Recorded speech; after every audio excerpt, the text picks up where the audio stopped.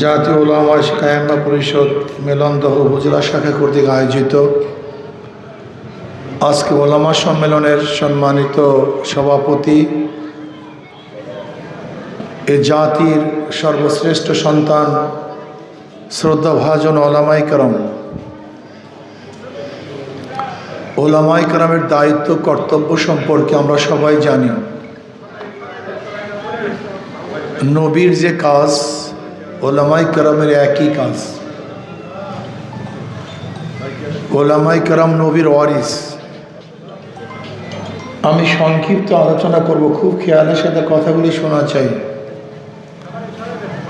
আমি মনে করি ওলামায়ে কেরাম নিজের কাজ অনেক সময় ভুলে যায়, স্মরণে থাকে না, বিভিন্ন ঝামেলায় থাকি তো ভুলাটা স্বাভাবিক, কথা ঠিক না? এই জন্য আল্লাহ পাক ওয়াযাক্কির ফাইন্না যিকরা তানফাউল মুমিনিন, মাঝে মাঝে আলোচনা করতে হয়। আলোচনা করলে ফায়দা হয়। জাহাজ চলতেছে, নাবিক নাই, আগের নাবিক নাই, জাহাজ চলমান। এখন কি করব? নাবিক তো নাই, জাহাজ তো চলমান, কি করতে হবে? সেখানে আরেকজন নাবিক বসাতে হবে। প্লেন চলমান, পাইলট নাই, কি করতে হবে? আরেকজন পাইলট সেখানে বসাতে হবে। জনাব মুহাম্মদ রাসূলুল্লাহ সাল্লাল্লাহু আলাইহি ওয়াসাল্লাম যে কাজগুলি করেছেন তার জিন্দিগিতে, 23 বছরের জিন্দিগিতে, ওহি আশা ব্যতীত, ওহি আশার দরজা বন্ধ। এর বাহিরে নবী আলাইহিস সালাতু ওয়াস সালাম যতগুলি কাজ করছেন সমস্ত কাজগুলি তো চলমান। তিনি নামাজ পড়াইছেন, নামাজ চলমান, রোজা রাখছেন, রোজা চলমান, হজ করছেন, হজ চলমান, দাওয়াত দিছেন, দাওয়াত চলমান, তালিম করছেন, তালিম চলমান, জিহাদ করছেন, জিহাদ চলমান। তার মানে নবী তো নাই, কাজগুলি চলমান। এই কাজগুলি করবে কে? কি প্রশ্ন আছে কি নেই? কাজ সব, কিন্তু নবী নাই, কারণ কাজগুলি করবে কে বলেন তো, জোরে বলেন। ব্যাস, এটা মাথার মধ্যে নেন। প্রথম, নবী আলাইহিস সালাতু ওয়াস সালাম 23 বছরের জিন্দেগিতে যাহা কিছু করেছেন সমস্ত কাজ চলমান। ইমামতি চলমান, জিহাদ চলমান, দাওয়াত চলমান। এই কাজগুলির আঞ্জাম দিবে ওলামায়ে কেরাম। এদের দায়িত্ব মারাত্মক। এদের মাথার মধ্যে অনেক বিশাল ভারী এক বোঝা আছে, অথচ আমরা ওলামায়ে কেরাম জানি না আমার কাজটা কি। নবী আলাইহিস সালাতু ওয়াস সালাম দেশের প্রধান ছিলেন, এখন আলেমরা প্রধান না কেন? আপনাকে প্রধান হতে হবে। নবী আলাইহিস সালাতু ওয়াস সালাম বিচার করেছেন, বিচার চলমান, আপনাকে বিচারক হতে হবে। নবী আলাইহিস সালাতু অন্যের মোকাবেলা করছেন, আপনাকে অন্যের মোকাবেলা করতে হবে। আপনি কি করতেছেন না কেন? ভাই মাইক কমায় দেন, মাইকের জন্য কথা বলতে পারতেছে, মাইক কমায় দেন। পিছনের মধ্যে রাখছেন কতগুলি, কিভাবে কথা বলবো? আমি কথার আগেই তো আমার কানের মধ্যে কথা আসে, কথা বলে। আর আমি পিছনে এগুলি দিয়ে রাখছেন কিসের জন্য? ফাও ফাও। যাই হোক, কথা শোনেন, কমায় দেন মাইক ভাই। আমাদের মূল সমস্যাটা কি ভাই? জনাব মুহাম্মদ রাসূলুল্লাহ সাল্লাল্লাহু আলাইহি ওয়াসাল্লাম সর্বশ্রেষ্ঠ, আল্লাহর পরেই তার মর্যাদা। এই ব্যাপারে কার কোনো দ্বিমত আসে নাকি? সমস্ত নবীদের পরে মর্যাদার দিক থেকে 1 নম্বরে আবু বকর রাদিয়াল্লাহু তাআলা আনহু, সমস্ত নবীদের পরে মর্যাদার দিক থেকে দ্বিতীয় উমর ইবনে খাত্তাব রাদিয়াল্লাহু তাআলা আনহু, তৃতীয় বলেন ওসমান রাদিয়াল্লাহু, চতুর্থ। তো এই 5 জন সর্বশ্রেষ্ঠ।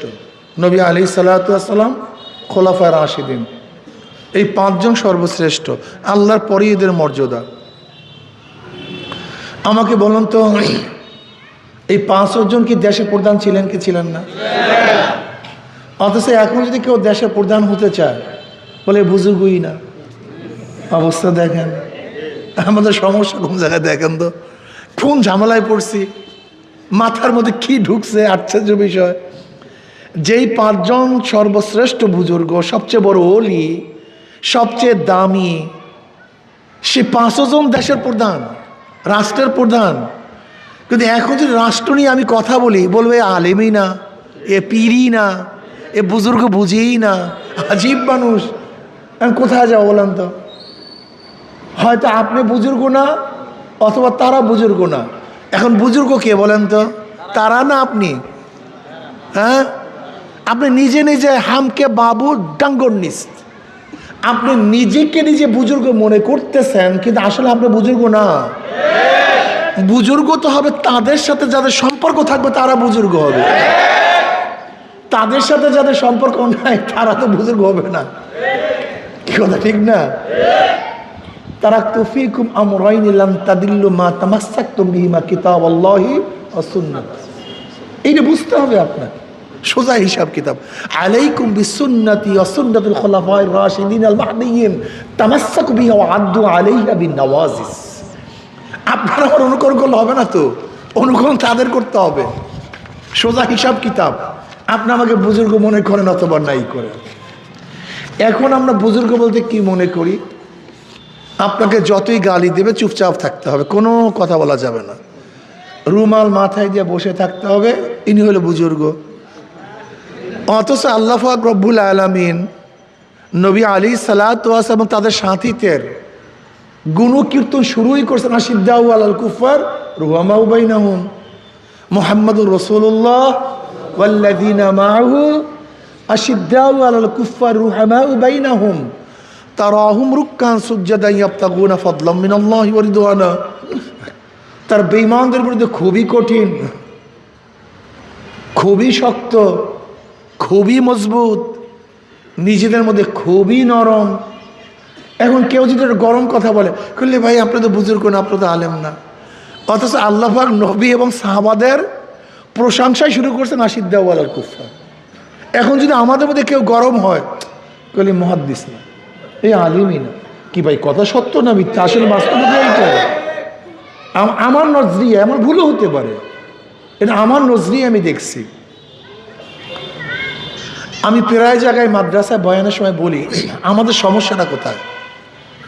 উলামায়ে কেরামের সমস্যা হলো যা পড়াই নিজে আমল করি না। যা পড়াই, আমি অনেক জায়গায় বলি যে এইমাত্র হাদিসের মধ্যে তাকবীরুল্লাহর ফজিলাত পড়াইছি, এইমাত্র ওস্তাদ নিজেও তাকবীরুল্লাহ পায় নাই, ছাত্র নিজেও তাকবীরুল্লাহ পড়ে নাই, অথচ এইমাত্র তাকবীরুল্লাহর ফজিলাত পড়াইছি হাদিসের মধ্যে। এইমাত্র জামাতের ফজিলাত পড়াইছি, অথচ যে পড়াইছে সেও জামাতে হাজির হয় নাই, যারা পড়ছে তারাও হাজির হয় না। কি রাগটা করছেন না? গোলামা কেন রাগ করিয়েন না, মানে এটা আমার বাস্তবের কথা বলতেছি। শায়েখে সানি আমার কাছে বসা এক মাজলিসে, আমি বললাম শায়েখে সানি তো বুখারী সানি পড়ান, আর বুখারী সানি শুরু হয়ে কিতাবুল মাগাজির দ্বারা, অর্থাৎ নবী আলাইহিসসালাতু ওয়াস সালামের যুদ্ধ বিগ্রহ সম্পর্কে যেখানে আলোচনা হয় সেখান থেকে নিয়ে শুরু করে। অথচ শায়েখ নিজেও কোনোদিন নিজের মধ্যে যুদ্ধ করার স্পৃহা উদ্দীপনা সৃষ্টি করেন নাই, পড়াইছে নবীর জিহাদের হাদিস, অথচ নিজের মধ্যে জিহাদের কোনোদিন ভাব আসেই নাই। আজীব। এইমাত্র নবী আলাইহিসসালাতু ওয়াস সালাম তলোয়ার কীভাবে ছিল ফজিলাত পড়াইছে, তলোয়ারের বর্ণনা দিছে, কিন্তু মুহাদ্দিস সাহেব কি পারবে একটা তলোয়ার নিয়ে রাস্তায় নামতে? লজ্জা পাবে। এটা আলেমদের শানের খেলাফ, নবীর শানের খেলাফ হয় নাই তলোয়ার, কিন্তু আমার শানের খেলাফ হয়ে গেছে। আজীব আজীব মাসালা। এইমাত্র নবী আলাইহিসসালাতু ওয়াস সালাম যুদ্ধের পোশাক সম্পর্কে আলোচনা করছে। নবী আলাইহিসসালাম যুদ্ধ যাওয়ার সময় এই পোশাক পরতেন, কি কথা ঠিক না? এই হেলমেট পরতেন। কিন্তু আমি কি আলেম সাহেব পাবো, যেমন আমি পীর সাহেব, আমি কি পারবো একটা যুদ্ধের পোশাক পরে আজকে রাস্তা নামতে? নবী পারছে, কিন্তু তার লজ্জা লাগে না, কিন্তু আমার পড়তে লজ্জা লাগে। আমি কথাটা বুঝাতে পারি না মনে হয়, কি কথাটা বুঝাতে পারি না মনে হয়। তার মানিটা হলো যা পড়াই, এরপরে যে আমল নেই। এইমাত্র মুহাদ্দিস সাহেব অন্যের মোকাবেলার বয়ান হাদিস পড়াইছেন, তফসির পড়াইছেন, অথচ নিজের মাথার মধ্যে কোনোদিন অন্যের মোকাবেলার চিন্তাও আসে নাই, কোনোদিন না, কোনোদিন না। এইমাত্র মুহাদ্দিস সাহেব পড়াইছেন, মান রাআ মিনকুম মুনকারান ফালিয়ুগাইয়িরহু বিয়াদিহি ফাইল্লাম ইয়াসতাতিফ বিলিসানিহি ফাইল্লাম ইয়াসতাতিফ বিকলবিহি ওয়া যালিকা আযআফুল ঈমান। মুসলিমের মধ্যে রওয়ায়াত আছে। অথচ আমার মধ্যে সমাজকে পরিবর্তন করে খেয়ালই আসে নাই, খেয়ালই করি না। এগুলোর সমস্যা। অর্থাৎ নিজে যা পড়াই নিজে আমল করি না। আসলে কাবুরা মাক্তান ইনদাল্লাহি আন তাকুলু মা লা তাফআলুনের মিসদাকে আমরা পড়িয়ে গেছি। আপনি ভাবছেন শুধু নসিহাত বা ওয়াজ যারা করবে তারাই কোরআনের আয়াতের মিসদাকে? তা আপনি ছাত্রদেরকে পড়াইছেন, আপনি কি আয়াতের মিসদাকে পড়বেন না? আপনি পড়াইছেন, বলছেন, কিন্তু আমল করেন নাই, এটা পড়বেন না? পীর ওলামায়ে কেরাম, পীর ওলামায়ে কেরাম আমরা সবাই জানি, জানি না তা না, আমরা সবাই জানি আত্মত্যাগের ফজিলাত সম্পর্কে জানি, রক্ত ঝরাবার ফজিলাত সম্পর্কে জানি, ঘাম ঝরাবার ফজিলাত সম্পর্কে জানি, আল্লাহর রাস্তায় কিছু সময় ব্যয় করার ফজিলাত সম্পর্কে জানি, আল্লাহর জমিনে আল্লাহর হুকুমত কায়েম করার ফজিলাত সম্পর্কে জানি, কিন্তু নিজে আমল করতে চাই না, আমল করতে পারি না। আমার কথা কি শুনবেন আপনারা? যদি জমিনের মধ্যে কৃষক না যায় সেখানে জঙ্গল হবে। যত দামি বাড়ি হোক না কেন, যেখানে যদি বাড়ির ঘরের মালিক না থাকে সেখানে সাপ বিচ্ছু বাসা বাঁধবে, ফিরাতে পারবে না। আজকে ওই রাজনীতি ময়দান, ইসলামী হুকুমাতের ময়দানে এই ওলামায়ে কেরাম না থাকার কারণে চোর, গুন্ডা, বদমাশ, ডাকাত, খুনিরা সেখানে বাসা বাঁধছে। সব 2 নম্বর 6 নম্বর। এখানে 2 নম্বর 6 নম্বর কাজটা কি? আর আমি সাধারণ পাবলিকদেরকে একটা কথা বলবো, ইমাম সাহেবকে নির্ধারণ করার সময় আমরা বারবার পরীক্ষা নিরীক্ষা করি, বারবার ইমাম সাহেব কেমন, কেরাত কেমন, আমল কেমন, আখলাক কেমন। এমনকি মুসল্লিয়ানে কেরাম বারবার বলে আমরা খারাপ হতে পারি, ইমাম সাহেব ভালো হতে হবে। কি বলে না? আমি দাড়ি কাটতে পারি, ইমাম সাহেব দাড়িওয়ালা হতে হবে। আমি টুপি না পড়তে পারি, ইমাম সাহেব টুপিওয়ালা হতে হবে। আমি সুন্নাত অনুযায়ী চলতে না পারি, কিন্তু ইমাম সাহেব সুন্নাতওয়ালা হতে হবে। বারবার বলি না? ইমাম সাহেবের ব্যাপারে এত সতর্ক হন। ইমাম অর্থ নেতা, তা রাষ্ট্রের যে নেতা হবে তার ব্যাপারে আপনি শর্ত শরায়ত রাখেন না কেন? আমি খারাপ হই আমার নেতা ভালো হতে হবে, আমি খারাপ হই এমপি সাহেব ভালো হতে হবে, আমি খারাপ হই মন্ত্রী সাহেব ভালো হতে হবে, আমি চোর হই কিন্তু এমপি মন্ত্রী চোর হতে পারবে না, আমি ডাকাত হই কিন্তু এমপি মন্ত্রী সাহেব ডাকাত হতে পারবে না, আমি জালেম হই কিন্তু এমপি মন্ত্রী সাহেব জালেম হতে পারবে না। এই কথা বলেন না কেন? হ্যাঁ, এই সব সমস্যা এই জনগণের মধ্যে, বিশ্বাস হয় না, সব সমস্যা আপনাদের মধ্যে।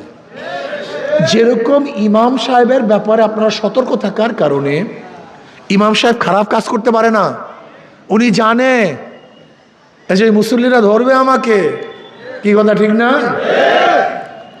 আজকে আপনারা যারা জনগণ আছেন, আপনারা যদি সতর্ক থাকতেন, ওই নেতাজি আকাম কুকাম করার পরেই ধরতেন, তাহলে নেতাজি আর আকাম কুকাম করতে পারতো না। কিন্তু আপনাদের অবস্থা কি জানেন? নেতাজি যতই খারাপ কাজ করুক, জেলখানার থেকে বের হওয়ার পরে ফুলের মালা তার গলার মধ্যে দেন। ওই সময় যদি ফুলের মালার পরিবর্তে জুতার মালা দিতেন, তার নেতা আরাম করতো না। এই সব দোষ জনগণের, এই সব দোষ জনগণের, সব দোষ জনগণের। আপনারা ঠিক হয়ে যান, এই সমাজ ঠিক হয়ে যাবে। আপনারা ভালো হয়ে যান, সমাজ ভালো হয়ে যাবে। আপনারা ভালো হয়ে যান, নেতা ভালো হয়ে যাবে। মুসল্লিরা ভালো হওয়ার পরে ইমাম সাহেব ভালো হয়ে গেছে, কথা ঠিক না? আজকের থেকে জনগণ ঠিক হয়ে যান, আলেমরাও ঠিক হয়ে যান। আপনারা মনে রাখবেন, আপনাদের বহুত কঠিন দায়িত্ব। আলেম হয়েছেন কেন? আলেম হয়েন না, আলেম হয়েছেন মাথার মধ্যে পাহাড় চাপছে, খালি সম্মান সর ইজ্জত, খালি ফজিলাত শুনবেন আলেমদের। যে খয়রুল খেয়ারে খেয়ারুল ওলামা, শাররুল শেরারে শেরারুল ওলামা। মনে রাখতে হবে, শুধু ফজিলাত শুনিয়েন না। মানুষের মধ্যে শ্রেষ্ঠ আলেম মানুষের মধ্যে নিকৃষ্ট আলেম, মনে রাখতে হবে। মানুষের মধ্যে শ্রেষ্ঠ আর নিকৃষ্ট আলেম। আমি ওলামায়ে কেরামকে বলবো, আসুন না আমরা সবাই মিলে মিশে নবী আলাইহিসসালাতু ওয়াসসালাম সাহাবায়ে কেরাম যে কাজগুলি করছেন সেই কাজগুলিকে আঞ্জাম দিতে পারি না? কথা বলেন না কেন? আসুন না একসাথে কাজ করি। এই 5টা আঙ্গুল ভিন্ন থাকলে কোনো লাভ নেই, শক্তি নেই। যখন একত্রিত হব, মারাত্মক শক্তি। আজকে ওলামায়ে কেরাম বিচ্ছিন্ন, আপনারা জানেন আপনারা কত পাওয়ার, কত শক্তিশালী আপনারা জানেন কত শক্তি রাখেন আপনারা। আজকে এখন বিশ্বাস করুন, এখন এক মতে কাজ করি, ইনশাআল্লাহ এই বাংলাদেশ থেকে বাতিলপন্থী ভাগতে বাধ্য হবে ইনশাআল্লাহ। কোনো সন্দেহ নাই, কোনো সন্দেহ নেই। কেন ওলামায়ে কেরাম এখন ইসলামী আন্দোলন বাংলাদেশ, আল্লাহর শুকর, এদের উপর ইলজামাত নেই। যা আছে এগুলো সম্পূর্ণ বানানো, কিন্তু অথেন্টিক কোনো ইলজাম এদের মধ্যে নেই। কেউ বলতে পারে এইটা ছিল, সেইটা ছিল, ওইটা ছিল, সেইটা ছিল না। ইসলামী আন্দোলন বাংলাদেশ শুরুর থেকে আজ পর্যন্ত স্বচ্ছ এক রাজনীতি করে, স্বচ্ছ এক রাজনীতি করে, ঠিক না? আশা করি ইনশাআল্লাহ। এই যেমন ইসলামী আন্দোলনের উপরে যে সমস্ত ইলজামাতগুলি দেয়, অপবাদ দেয়, সব মিথ্যা। যেমন বলে আমরা নাকি আওয়ামী লীগ সমস্ত নির্বাচন অংশগ্রহণ করছে। এর চেয়ে বড় মিথ্যা কিছু আছে বলেন তো? 2008-এর নির্বাচনে সবাই অংশগ্রহণ করছে, আমরা অংশগ্রহণ করছি। 2014 নির্বাচনে বিএনপি সহ অনেকে অংশগ্রহণ করে নাই, আমরা অংশগ্রহণ করি নাই। 2018 নির্বাচনে বিএনপি অংশগ্রহণ করছে, আমরাও। তবে হ্যাঁ, পার্থক্য এই, আমরা 2018 নির্বাচনে দুপুরের সময় বয়কট করছি, এই নির্বাচনকে প্রত্যাখ্যান করছি। কিন্তু বিএনপি 5টা সিট নিয়ে এবং ভিক্ষার এক মহিলা সিট নিয়ে 2022 পর্যন্ত, 2018 থেকে 2022-এর 10ই ডিসেম্বর পর্যন্ত আওয়ামী লীগের অবৈধ সংসদকে বৈধতা ঘোষণা করছে, কিন্তু আমরা প্রত্যাখ্যান করছি। 2024-এ বিএনপিও নির্বাচন অংশগ্রহণ করে নাই, আমরাও। অথচ সব জায়গায় বলে কি আছি, এত মূর্খ মাসে রাজনীতি করে কেন? স্থানীয় নির্বাচনে সবাই গেছে, আমরাও গেছি। কি কথা বলেন না কেন? এই যে ইরশাদ সাহেব ঢাকায় যে কেস করছে, কোন আমলের নির্বাচনকে কেন্দ্র করে? কথা বলেন তো। চিটাগাংয়ের শাহাদাত সাহেব এখন মেয়র অবস্থায় আছেন, কোন আমলের নির্বাচনে? হাসিনার নির্বাচনে। তার মানে স্থানীয় নির্বাচনে তারা গেছেন, আমরাও গেছি। জাতীয় নির্বাচনে যেখানে যেখানে বিএনপি যায় নাই, আমরাও। অথচ আমাদেরকে বলে আমরা সব নির্বাচনে হাত পাকা দিয়ে বাতাস করছি। কি কথা ঠিক না? হ্যাঁ, হাত পাকা দিয়ে বাতাস করিয়া শেখ হাসিনাকে এদেশ থেকে তাড়াইয়া দিছে, আমরা সেটা করছি। ইনশাআল্লাহ নৌকা যারা নির্বাচন করে নিজের নৌকা চালাতে পারে না, ধানের শীষে যারা নির্বাচন করে নিজেরা ধান কাটতে পারে না, যারা নাঙ্গল নির্বাচন করে নিজের নাঙ্গল বইতে পারে না। নৌকা চালায় গরিবরা, গরিবদের প্রতীক। ধান কাটে গরিবরা, গরিবদের প্রতীক। নাঙ্গল চালায় গরিবরা, গরিবদের প্রতীক। কিন্তু যারা নির্বাচন করে একজনও গরিব না। কথাটা বোঝাতে পারি না? যারা নির্বাচন করে তার মানে প্রতীকের সাথে নিজের কোনো কথা কয় না, প্রতীকের সাথে নিজের কোনো মানে ধোঁকাবাজি, গরিবদের বন্ধু সাজে, কিন্তু নিজেরা গরিব না। কিন্তু হাত পা কেমন একটা প্রতীক, যে নির্বাচন করে সেও চালাতে পারে, যারা সমর্থন করে তারাও চালাতে পারে। ধনীদের প্রয়োজন হাত পাকা, গরিবদের প্রয়োজন হাত পাকা। হাত পাকা প্রয়োজন পুরুষদের, হাত পাকা প্রয়োজন মহিলাদের। হাত পাকা শান্তি দেয় মুসলমান, হিন্দু, বৌদ্ধ, খ্রিস্টানদেরকে। কারেন্ট ফেল করে, হাত পাকা ফেল করে না। আসুন না এবার সবাই মিলে জিলে হাত পাকাকে বিজয় করি, আপনারা বিজয় হবেন ইনশাআল্লাহ। রাজি আছেন? এই যে হাত পাকা দেখেন, সবাইকে শান্তি দেয়। ঘুরানটার মধ্যে মজা আছে।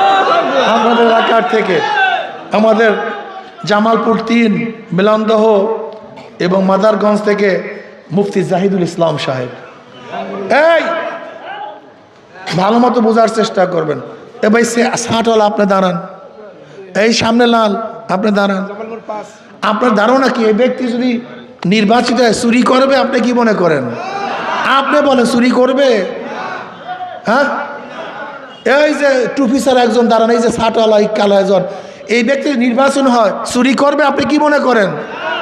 দেখছেন, এই চেহারাই বলে, এই চেহারা চুরির চেহারা না, এই চেহারা ডাকাতির চেহারা না, এই চেহারা জুলুমের চেহারা নয়, এই চেহারা বিদেশের টাকা মারিন পাচার করার চেহারা নয়।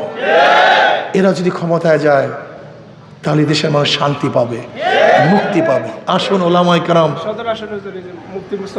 আমাদের সদর আসনে মুফতি মুস্তাফা কামাল সাহেব সদর 5 থেকে, আল্লাহ আমাদের সবাইকে কবুল করে নেন।